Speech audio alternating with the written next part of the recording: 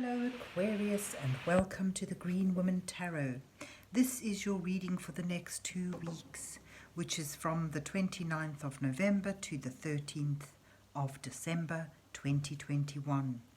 And it's a general reading just to see what sort of energies are around you at this time, to see what's on the cards for you. But before we delve into the tarot reading, I need to consult the oracle. And this is the Green Wheel Oracle, which I'll be using today to draw a couple of cards from, just to start your reading off with. So let's see. What words of wisdom does the mysterious oracle have for Aquarius for the 29th of November to the 13th of December 2021?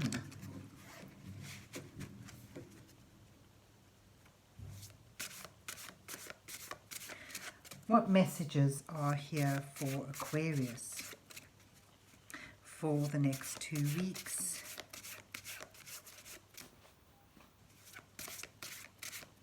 What does Aquarius need to know at this time?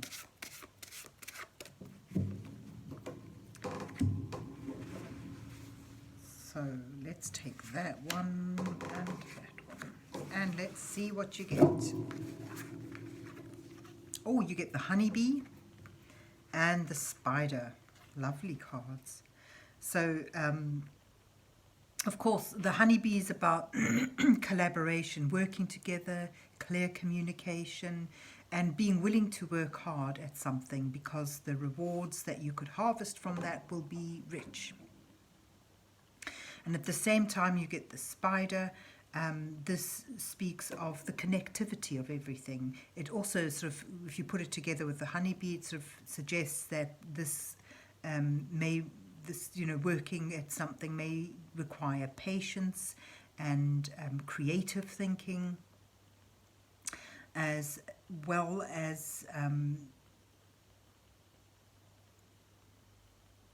lost my train of thought. Sorry, creativeness and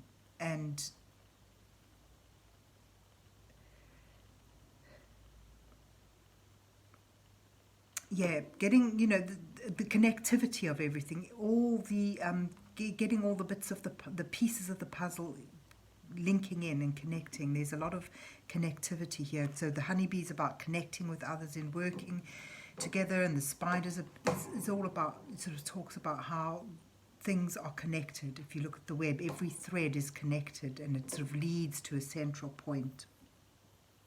And being able to sort of pick up those nuances, those little vibrations or messages.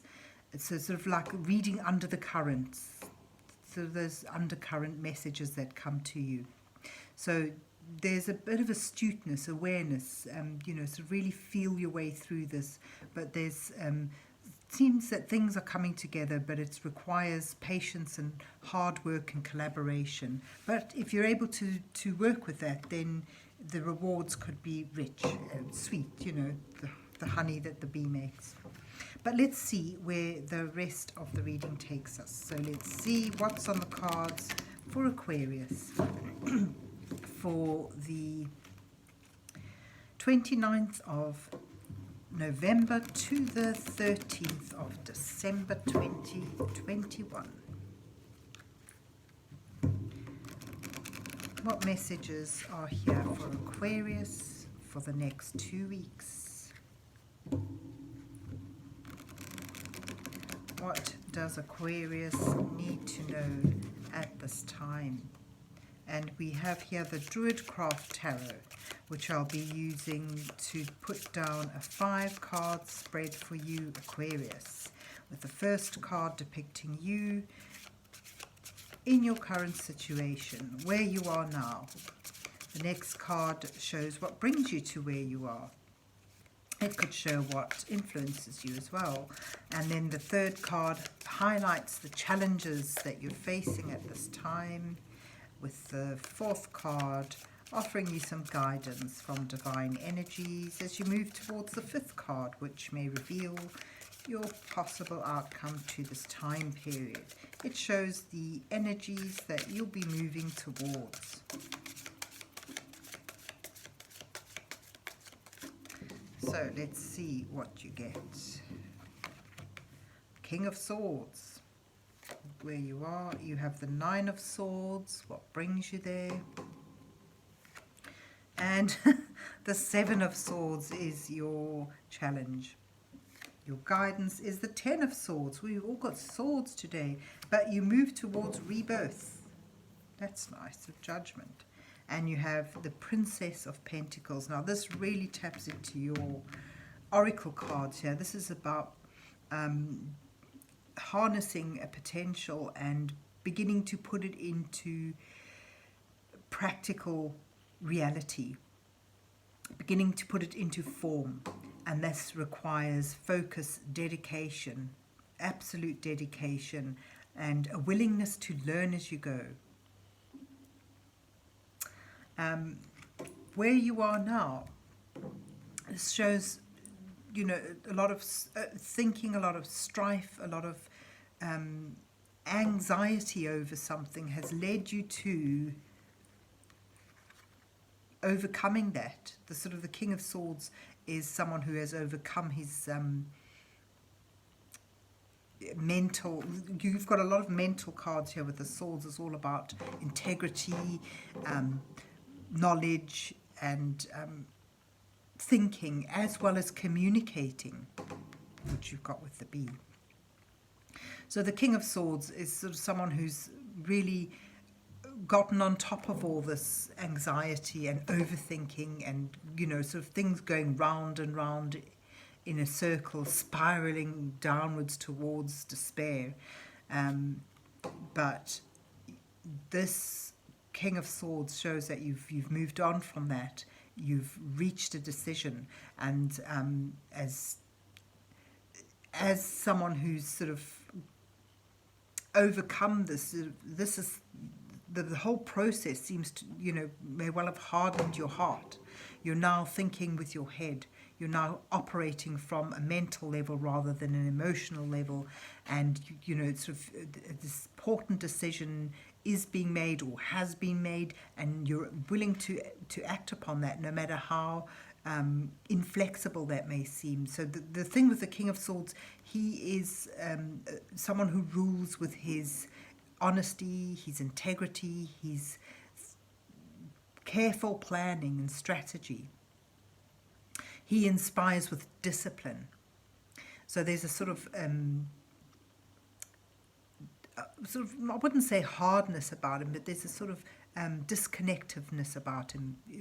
So he's disconnected from his emotions, and he's operating on a mental level. But with that, it brings him that stability, that security. He's in charge. You're in charge now. You've gotten, you've overcome this difficulty of not being able to process or work through something. It sort of shows you've come out the other side, but it's made you more disciplined, more astute. And there's that sort of disconnectedness that comes with that. So you're going to. It's like you've hardened the edges a little bit, I would say. But with that, it sort of may mean that sort of cutting someone out, or cutting a certain aspect out that you may have been attached to, and there's sort of a message with if I'm looking at the oracle cards as well, it sort of speaks of, be sure you're communicating clearly and fairly. There's a lot of need for clear and intricate communication here. Read between the lines, see the writing on the wall, read the emotional expressions in people, and make sure the communication is clear. The Seven of Swords sort of suggests the challenge here is to perhaps think outside the box and do things a little differently.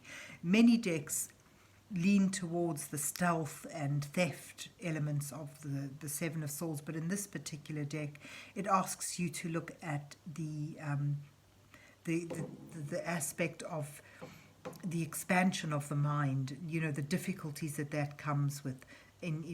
It's sort of more about creative solving problems. This is someone who's trying to balance his books at the dead of night. He's willing to put in the sort of mental effort in order to solve a problem. So, you know, your challenge is sort of, you're still in a tricky situation, but you're on top of it. And there's a new dawn here, which sort of is reflected in this new dawn as well. It's sort of, the Ten of Swords sort of suggests that you know, even if you feel you're being a bit harsh, you still need to draw the line, let something end. The Ten of Swords is about bitter endings, overkill it is. But it sort of speaks to the point where the battle is over, it's past. The dark clouds are lifting and a new day is dawning, and it sort of calls you to rise up from the ashes. This is, you get the rebirth card here. Calls you to rise up from that and embrace a new beginning. So you may need to put behind you anything, you know, those sort of anxieties that you've been through. You need to totally move on from them. You need to put them behind you and embrace this new beginning. You've got the rebirth card. This is where you're moving towards. With the Page of Pentacles, it sort of speaks of a new focus for you. Being able to rise up from an ending in which you may have felt victimized, but making the most of what you have now, and making the most of what the new potential beginning brings you. And you may be needing to reinvent yourself to some extent, but this sort of shows a return, a rebirth, as it says. Hearing that calling, that, you know, sort of answering that that calling to step into a new beginning. So it's, you know, it sort of shows a thought process that has gone from despair, a sense of victimization, and even overthinking things, to finding that solution in a creative way, and being prepared to act on it. And even if it means cutting something out, drawing a line and moving on. And the focus, the new beginning, sort of, to me, links in with this potential that's arising. And again, there's a new dawn. So with this new beginning, there's the potential for you to build on something that can bring stability, security, and abundance. And that's with the honeybee. And, you know, the calling is to focus on that rather than on what has been. And put your efforts into taking the practical steps into manifesting this, into bringing it about. Whether it's an idea or simply a solving of a problem. But, you know, the spider also, with all this angst that's around you, the spider reminds you that, you know, everything happens for a reason.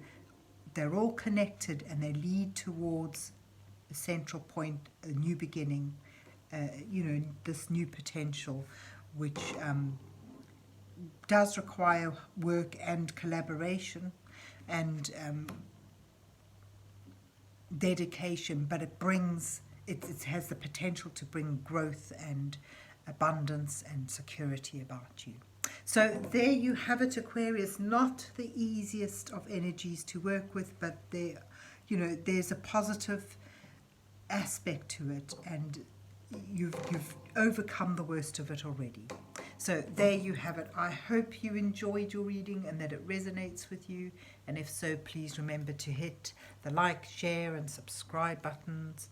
And then have a good 2 weeks. And God bless you till we meet again.